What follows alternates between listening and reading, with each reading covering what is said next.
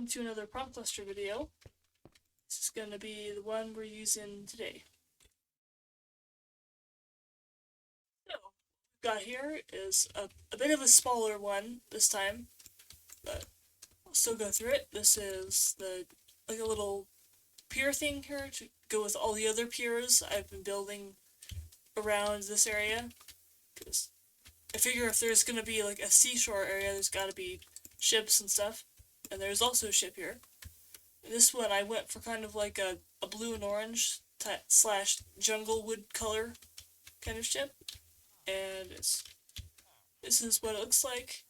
Go around it, you can see kind of the shapes and stuff I used. I did a bit more like simplistically than I would normally, so I feel like it still gets the point across and it still looks fine without having to meticulously over detail. And here are all of the sailors and stuff. They got like barrels and beds and things, and they're chilling in there.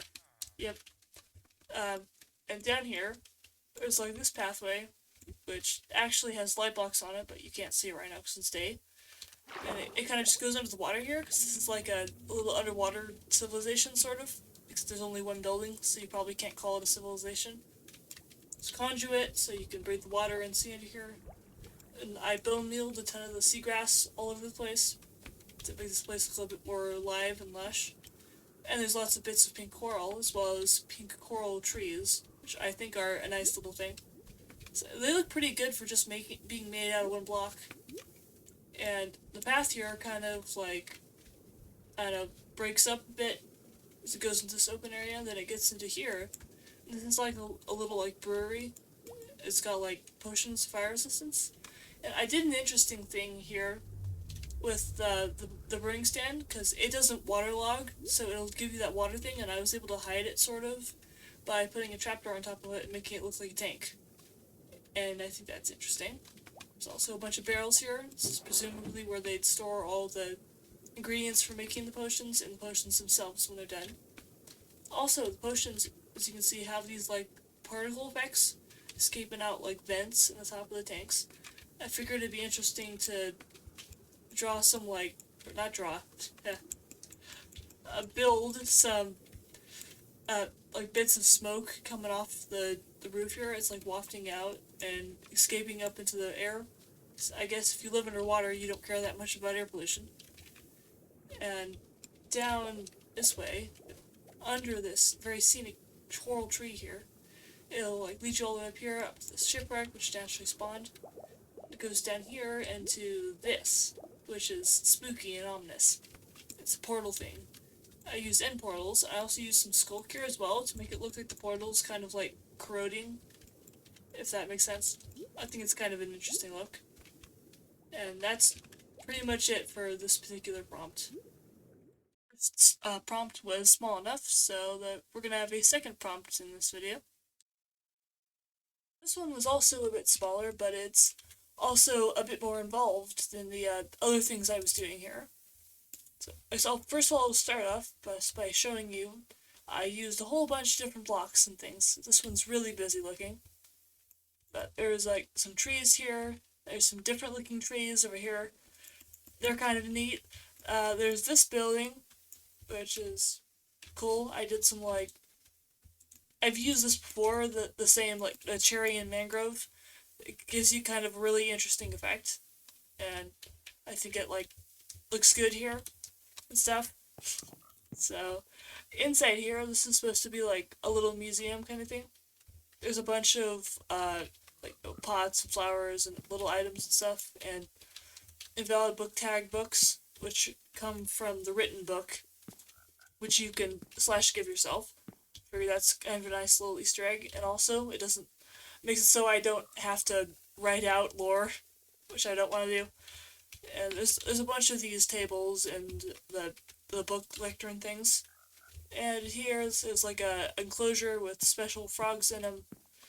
And hanging from the ceiling, there's a big rib cage, because that's cool. And go up to a little connection to the path here. And I also did some ground texturing. This is just a simple gradient.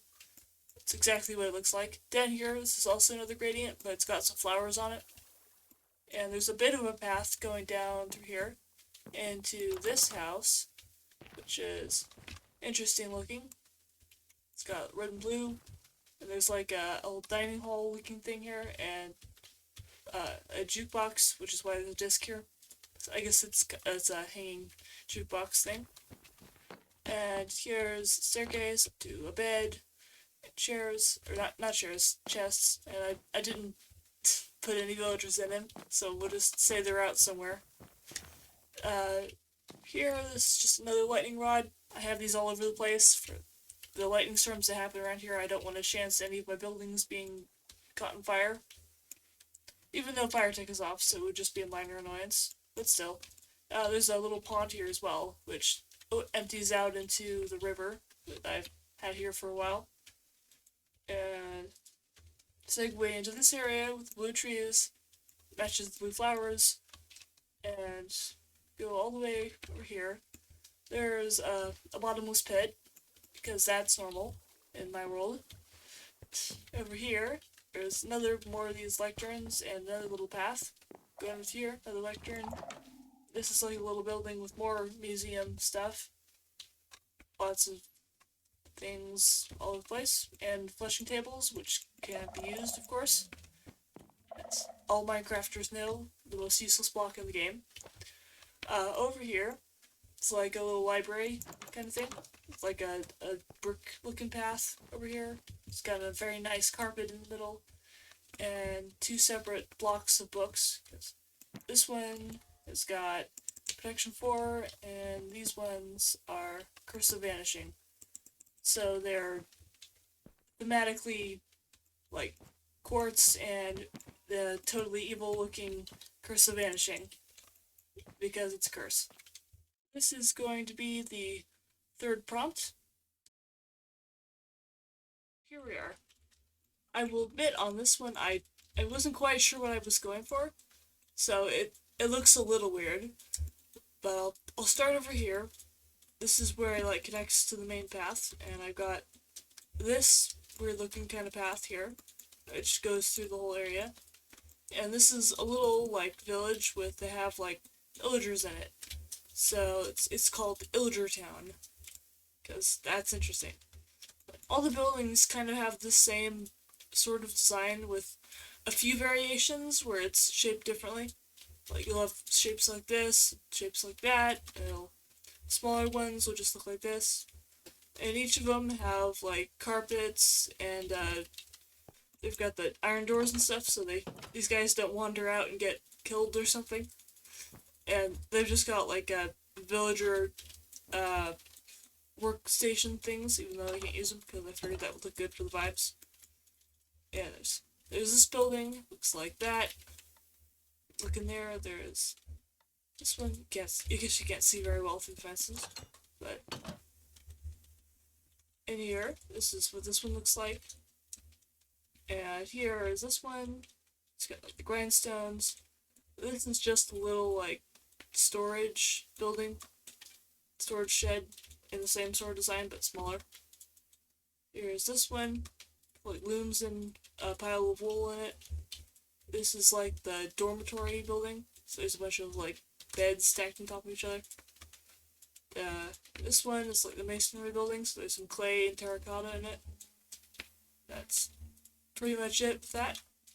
Over here, this is it's got a door in the mountain that goes into this little hollow area where there's a bunch of alliums being grown here, and it goes into this thing where we have Healer Donk, the donkey who is the healer, and he's like growing the alliums down there because he can make like medicines with them, and he's got like bring stands and nether warts and stuff. Here's what the top room looks like. It's just got a few shelves with some stuff on it, and a bed, and his paintings. It's cool. And here is also that like little window thing, which I think looks kind of nice. And last thing over here is this area, which is sort of meant to look like a train station, except there isn't really trains in Minecraft, so it's just the minecart. And I put like a a system of sorts here. Of course, I'm not like a genius redstone, so it's not the best, but it's fun anyways. Yeah. Yes, you still have to push it back to get it to go back. But it's interesting. And it goes out here into the water, where there's a conduit, and there's a bunch of blue coral all over the place. And there's this like little winding path with soul lanterns to light it up. There's more of the coral in place, and it goes into this little like library thing. And in this library, there is the Riptide book. That was in the prompt. That's interesting. It's like a little hidden Riptide library. And in here, there's this thing, the Riptide Keeper, which is really cool sounding. I use commands to get a blue shulker. Yes, because you can do that. You can use commands to get different colored shulkers. I did that with this one because I figured that'd be cool. And the rest of it's kind of sparsely decorated. There's a bed, table, and a bunch of barrels. That's pretty much it. That's the end of the video. So thank you for watching, and goodbye.